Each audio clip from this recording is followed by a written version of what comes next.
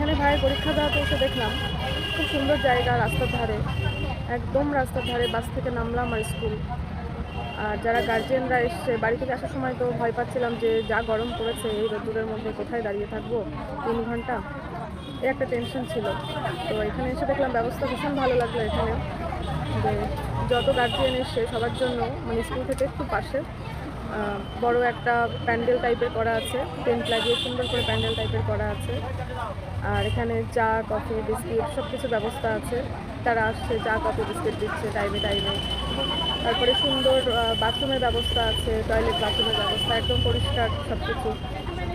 Fan tan সব কিছু লাগানো আছে এখানে যাতে গরম না লাগে, পাখা টাখা সব কিছু লাগানো আছে। খুব সুন্দর ব্যবস্থা করেছে এখানে গার্জিয়ানদের বসার জন্য। আর একটু পরপর তো কম্পিউটার ক্লাস থেকে আসছে সবাই প্রচার করার জন্য, সব আলাদা আলাদা কম্পিউটার ক্লাস থেকে আলাদা আলাদা জায়গা থেকে সব আসছে এখানে। গার্জিয়ানরা এখানে বসে আছে আর এই কম্পিউটার ক্লাস থেকে এসে প্রচার করতে, সব প্রচার করছে। এই যে রাস্তা, ওই যে সামনে স্কুল, এই যে সব লোকজন বসে, ফ্যান ট্যান লাগানো আছে এখানে, খুব সুন্দর ব্যবস্থা। আর এই যে পায়খানা, বাথরুম, এটা সুন্দর ব্যবস্থা করেছে।